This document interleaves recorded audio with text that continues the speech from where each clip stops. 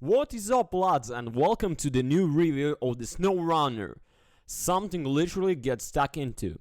Towing a trailer longer than my truck, I estimate how deep a patch of mud is and firmly root my vehicle and its payload in it. As I pounded my options, the thought occurs, am I actually having fun there? Wishlist to many, it may seem like a good time to give up and play something else. There is where SnowRunner shines. A calming yet tactical delivery simulator. It's not for the quick and easy destruct. Half of the fun is dropping your payload off. The others is work out of the varying and treacherous terrain as you go. Admittedly, it was my own fault for underestimating the mud deep, but that's not the point. SnowRunner is designed around this. Its reason the TIA is to triumph those conditions. It is by no means a fast-paced game, and yet that's why I love it. So strap on your chain tires and we'll find out why. Winter is coming, prepare. Set across 3 different regions and climates, SnowRunner is a waste game that highlights a trait of most probably have never given any real thought to. Set in 2 American locals, Michigan and Alaska, as well as the Russian region Timur. Each region brings its own set of challenges and jobs, as we were as different weather as terrain conditions to overcome. If you are not familiar with the saber hauling lineage, SnowRunner is continuation what started with the Sprinters, then in itself branched out into the MudRunner on consoles as well as the PC. The series goes back as far as 213, with MudRunner being the first console release in 217. Wishlist, I didn't hit high review scores. I did garner a strong enough reputation for a sequel of sorts that has improved on a lot of the criticism. For one, it's certainly back to look at. Whereas Pryless and MudRunner were well, Muddy SnowRunner looks rich and verdant, with its varying landscapes and seasonal weather. There's been times where I've got stuck in or on something as I was too busy to enjoying the environment on display. However, the title is a little bit misleading, as the promise of snow doesn't come until you are a good few hours in. You start off in one of Michigan's regions, and while the tutorials does let you go to the Alaska, the game essentially goes, this is Alaska. Take a good look. You won't be here for a while, before sending you back to Michigan. But it is for a good reason. You won't have a suitable vehicle or the means to upgrade it by them. The permission will say that's a bait and switch, while the optimist will have something to look forward to. The impetus to get the snow-capped lands of Alaska, instead of throwing a massive difficulty spike at you straight away, is welcome component. You have to earn it. Be warned, going in through SnowRunner is no easy game. Sorry, I had to get one of the to control. Alright, there. It's not as dastardly hard and scientifically accurate as something like Kerbal Space Program or Flight Simulator, but don't expect to be drifting round corners and rolling up the inclines. Gearbox management and logistical turning are the tenets that SnowRunner deals in, which can take a while to get used to. Turning isn't necessarily slow to respond, but it does take a while to regain after going around the corner. You have manually bring the wheel back lest you overcook into a wall or over a drop. It's not an issue when you are navigating rocks, passengers and climbs, as you'll be making incremental adjustment all that time. But if you are only your way into town and take a corner too abruptly, you will be crushing yourself out. The gear shifting side of things is too difficult to get to grips with. For the most part, you can leave it automatic as you take main roads and such. It is when you go off-roading that you have to start dropping into lower gears manually to not overspin your tires in mud, or to navigate a tricky incline and not accidentally launch yourself off the edge. When you get the hang of it, you can start using it to your advantage. If you're on a slope with a clean run ahead of you, you can put it in neutral, get those revs high and quickly stick in gear for a bit of a jump. You won't boost yourself Mario Kart style to the top, but it give you some initial momentum to get that climb going.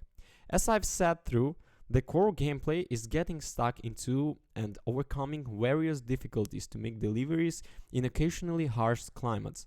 SnowRunner does this well, so more credit to it there, yet at expense of time. You need to put time into getting the hang of it, as well as the time it takes to deliver massive payloads as the game progresses.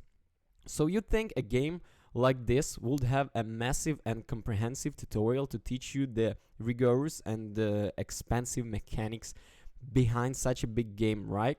No, it doesn't. There is a tutorial, don't get me wrong, it teaches you the basics of driving in your first scout vehicle and how to refuel, unlock some Far Cry-esque watchtowers, and how to access or find new vehicles. You get a brief tutorial when you get a bigger workshop of a truck, which is still small compared to some of the beasts you unlock, and how to start mission and task, and that's it. There is a pop-up hint system, but I swear the most passive-aggressive insult system ever devised. It's great at telling you if you are stuck to use your winch. When that doesn't work, you get, you can recover, don't you? As the sort of acknowledgement that you based up big time. Thankfully you can turn these off, as they start to cycle ad nauseum and take up screen space. But in the grander scheme things, SnowRunner doesn't understand the notion of baby steps. Not when you are expecting to haul freight lines over SnowRunner's lands anyway.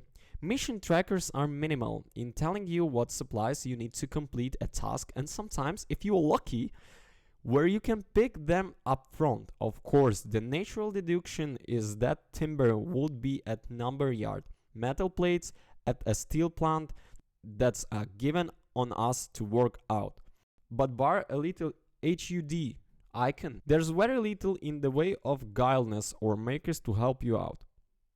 You can play your own markers on the map, adding several into a little checkpoint system towards your end goal.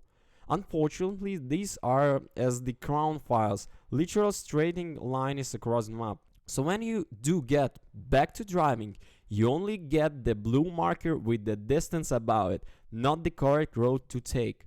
However, I'm actually in favor of it. I've said before about the dumbing down in modern games, so that SnowRunner makes you figure out your own damn road is godsend. It brings back lateral thinking and pathfinding as the part of the overall experience, and I applaud it. Despite the beautiful looking landscape, there is no one else in the world. You don't pass any other cars on that road, not see any townsfolk or even any radio station to listen to. It's a very bare world, really emphasizing that this game is about the vehicles and what you need to do with them. The thing is true that once you get rolling, you won't care. If your beauty and realistic terrain physics come at the expense of no seeing any other traffic, that's fine with me. Saber have focused all this effort on beautiful mud and snow, and by golly, are you going to appreciate it. Besides, other cards would just get in the way when you are trying to navigate a massive trail around an uphill herring corner. Nobody wants that hassle. There may not be any radio stations or background music to listen to, but really, that's not a deal breaker. If you're that bored, you can put your own music. There is no dialogue or story narration that you're missing out on. Yes, sadly, as I have to find a complaint somewhere, it will be nice to have a bit of character to it. Missions and tasks do have little test exposures to give you direction, but it feels a bit hollow without any enthusiasm behind it. Challenges, this time activated in-game as opposed to a separate menu in the previous game, have no real life to them other than just to be complete for money and experience. Sprinters and ManalCream has this problem too. Massive open area to get lost and or stuck in, yet no life to it. As I said earlier, the impetus is on you to get the job done. That's great. But the absence of any life besides marginal text doesn't make it somewhat hollow experience at times. Now that we need instant gratification for doing remarkable tasks, but it'd be nice to know your efforts to help rebuild the town would get some recognition. Having just lugged a shed load of pipes halfway across the sodding map for one.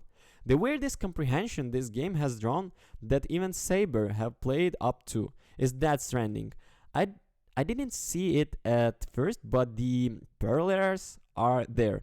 You are rebuilding an area, but it feels lifeless and void of anything going on until you do the legwork. Well, track work in this case. Again, that can be either be praise or damning insult, depending on how you feel about the Death Stranding.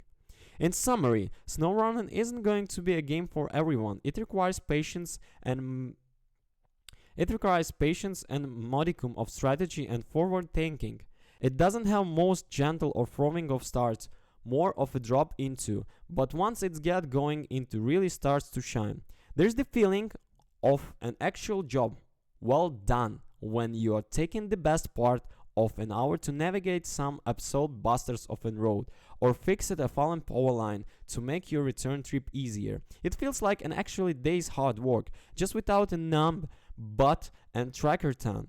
It's not an easy game per se, but there is never claimed to be. Once you get your head around the time and patience aspect, SnowRunner is going to engross you. It won't win any Game of the Year awards for being niche, but there is neither does the train simulator. If you can convince some friends to join you, then even better. But even as a solo experience, there is some absolutely joy to be had when you get stuck into, and you will get stuck into it in more ways than one.